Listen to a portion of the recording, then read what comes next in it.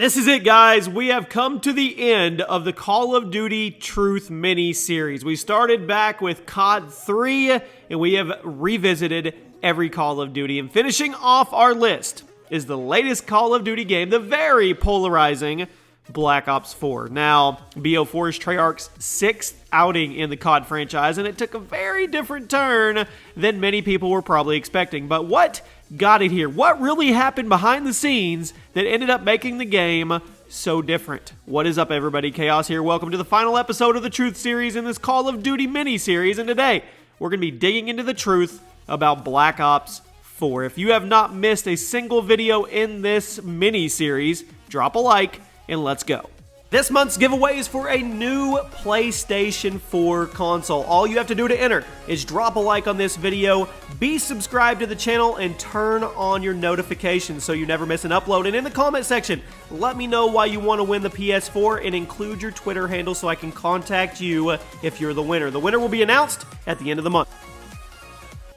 Now, there are very different stories when it comes to Black Ops 4's development. Two, actually. One from Treyarch and one from a few different leaks that came out prior to the game's launch. So I'm going to try to go over them individually, starting with Treyarch's side of the story. According to Treyarch, development on Black Ops 4 began in 2015, shortly after the release of Black Ops 3, and that it was always going to be something a little different and it was never going to have a campaign. Now, Dan Bunting stated during an interview, going back to the very beginning of Black Ops 4 development, we had never set out to make a traditional campaign. We always started from the place of we were going to make something different with the game that was going to be inspired by how our community was interacting with BO3 and the games over the years. We see more and more players spending more time with multiplayer and zombies, not just in the game, but out of the game, streaming and talking about it in forums. It's generated a really huge crowd response, and the decision was we wanted to make a different style of game this time. Throughout the course of the development, we tried a lot of ideas. A lot of things that challenge convention, that might be different kind of twist on how we might think a Call of Duty game was in the past, or Black Ops game in the general. So, as we did it,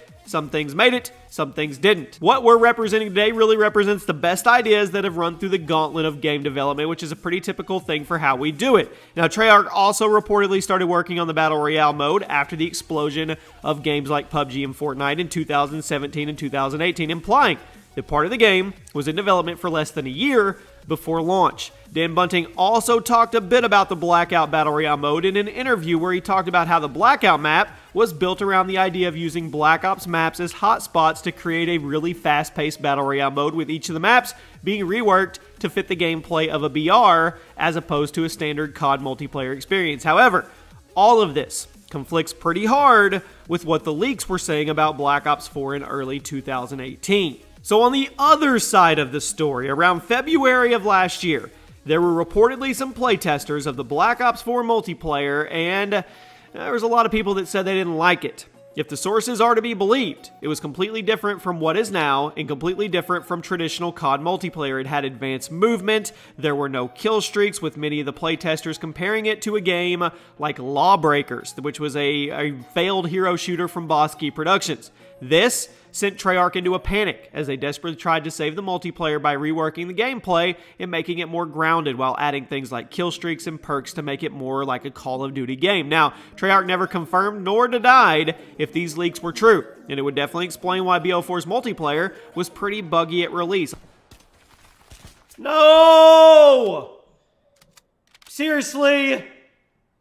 Come on now. Although most multiplayers come out buggy now, and also why Treyarch is pretty slow to fix the problems with it, as it was kind of a thrown together deal. Now, after all, the studio is clearly passionate about Blackout, and they're updating it and keeping it going. But if you've been following the multiplayer, you probably know that it's been a little neglected this year, which would make sense if the studio didn't really care as much about it since it's been stitched together so quickly before launch. The leaks also suggested that the Zombies team at Treyarch were extremely overworked in order to hit the deadlines, which would explain why Zombies mode was an absolute horrendous mess at release, full of bugs, the blue screen crashes. I mean, it made the mode borderline unplayable past a certain level. But perhaps the most interesting aspect of the leaks was about the campaign, as the leaks suggested that there was going to be a campaign, but it had been canceled by Activision because it was too big and it wasn't going to be done in time. As you probably know, BO3's campaign was not received very well, and much of that was reportedly due to Activision yanking on Treyarch's chain a bit in order to get the game done in time. But apparently,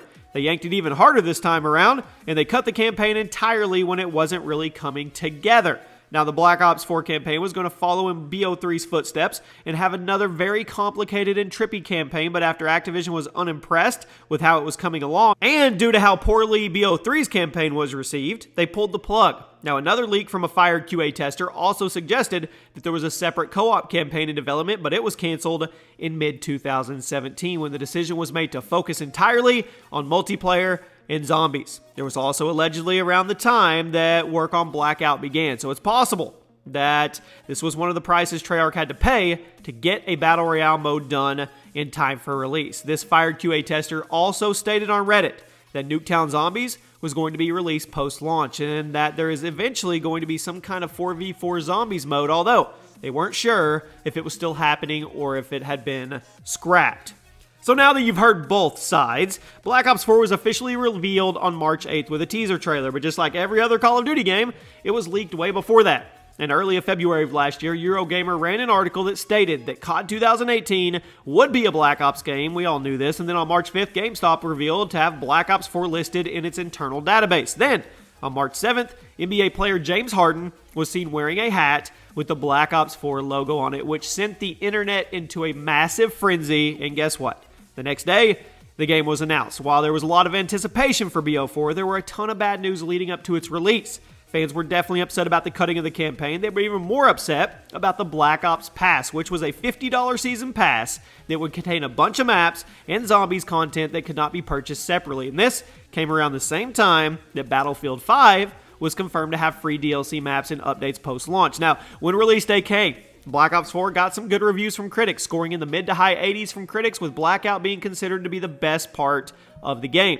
Fans were less impressed, though, due to the lack of content, the numerous bugs, the poor server quality, and the unacceptable state of zombies. Activision also got into some hot water post-release when they decided to resell various pre-order bonus skins as microtransactions, and even tried to resell things like gun reticles for $2. Many people thought the removal of supply drops would lead to a much better microtransaction system for BO4, but so far that hasn't been the case. And now supply drops are in the game. So as you guys know, I like to end these videos with some cut content, but weirdly enough, there really isn't that much in Black Ops 4, at least that I could dig up. So far, only 3 things have been confirmed to be cut out of the game.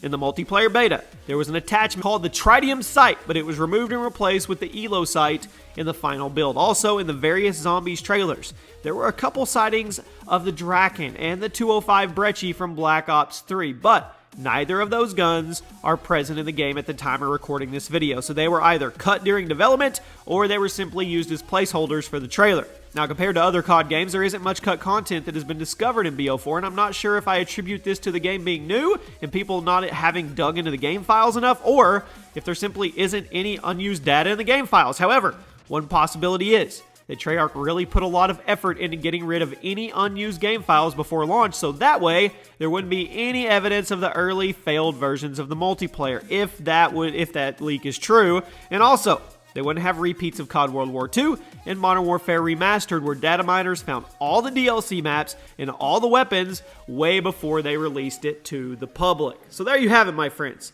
That's a deeper dive into the current Call of Duty, which is Black Ops 4. Now, I think it's safe to say that Treyarch at one point was the pinnacle of the developing studios, but I don't think it's that case anymore, and nothing lasts forever. It's an ever-revolving thing. So now stepping up to the plate is Infinity Ward to see if they can bring Call of Duty back and, I guess, make it great again. There are people that love Black Ops 4, but there are people that are super critical of it as well. But then again, that's how it is with every Call of Duty, so I'll leave it up to you guys.